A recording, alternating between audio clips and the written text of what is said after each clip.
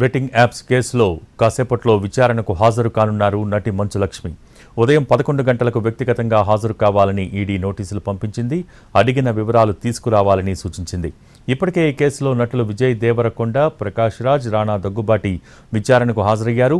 Betting app కేసులో సినీ నటులు, social media ఇన్ఫ్లుయెన్సర్లను వరుసగా విచారిస్తోంది ఈడీ.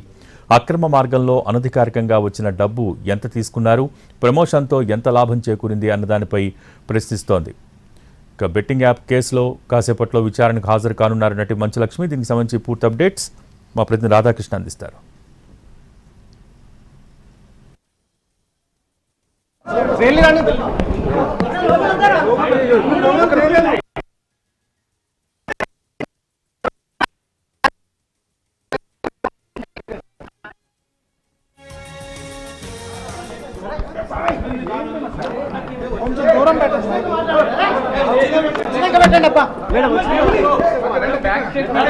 నా మీద తోస్తే మటుకు నేను ఊరుకోను. ఏంది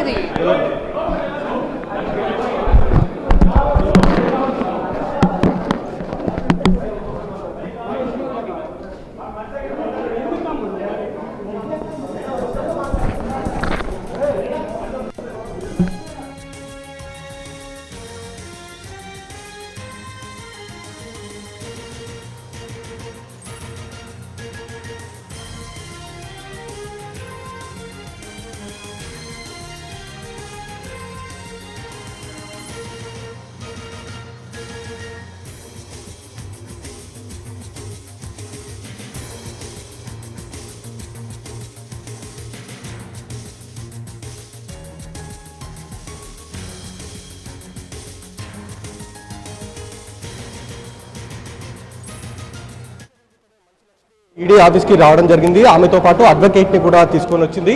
అలాగే బ్యాంకుకి సంబంధించిన స్టేట్మెంట్స్ కూడా తన వెంట తీసుకొని రావడం జరిగింది. 11 గంటలకు రావాలంటూ గతంలోనే మంచు లక్ష్మికి ఈడీ అధికారులు నోటీసులు జారీ చేసిన నేపథ్యం చోటు చేసుకోవడం జరిగింది.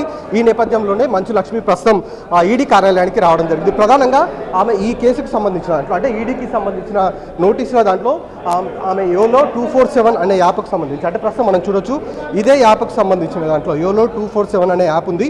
ఈ యాప్కి ఆమె ప్రమోట్ చేయడం జరిగింది. ఆ ప్రమోట్కి సంబంధించిన అంశంపైనే ఈడీ ప్రధానంగా ఇవాళ నోటీసులు ఇచ్చి రమ్మని చెప్పడం జరిగింది. ఈ నేపథ్యంలోనే మంచు లక్ష్మి ఈడీ ఆఫీస్కి రావడం జరిగింది. ప్రస్తుతం ఆమె ఈడీ కార్యాలయానికి అడ్వకేట్తో పాటు కొన్ని బ్యాంక్ స్టేట్మెంట్స్ కూడా వెంట తీసుకొని వెళ్ళడం జరిగింది. ఇందులో మనం చూడొచ్చు చాలా వరకు అంటే ఇది గేమింగ్ యాపే కానీ బెట్టింగ్కి సంబంధించి చాలా వరకు ఇందులో అవకాశాలు ఉంటాయి. ఎందుకంటే ఇందులో ఇన్స్టెంట్ గేమ్స్ అని అలాగే క్యాసినో కూడా ఉంది. ఇందులో హార్డ్ గేమ్స్ ఉన్నాయి, స్పోర్ట్స్, ఇలా రకరకాల గేమ్స్ ఇందులో మనకు కనబడుతుంటాయి. ఈ గేమ్స్ ఆధారంగా ఆమె ప్రమోట్ చేసింది యోలో 247 అనే యాప్ని.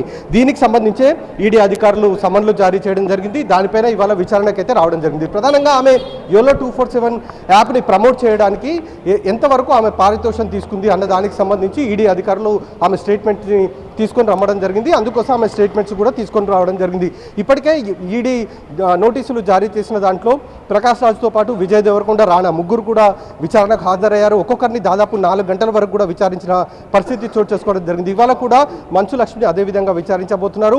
ఆమెకు స్టేట్మెంట్ని కూడా ఎందుకు తీసుకొని రమ్మన్నారంటే యోలో 247 ప్రమోట్ చేసిన సమయం నుండి ఆ తర్వాత మరొక 2 ఏళ్ల వరకు ఆమెకు సంబంధించిన స్టేట్మెంట్లో ఒకవేళ పారితోషికం కనుక తీసుకుంటే ఏ రకంగా వీళ్ళు ఆ పారితోషికాన్ని తీసుకున్నారు. ఎందుకంటే ఈడీ ఎంటర్ అయ్యేదే ఫెమా నిబంధనలు ఉల్లంఘించినప్పుడు లేదా మనీ లాండరింగ్కు పాల్పడిన అంశం కాబట్టి అందులో భాగంగానే వీళ్ళ స్టేట్మెంట్ని తీసుకొని రమ్మన్నారు. వాటి ఆధారంగా మంచు లక్ష్మికి సంబంధించిన స్టేట్మెంట్ రికార్డ్ చేయబోతున్నారు ఈడీ అధికారులు. భోగి.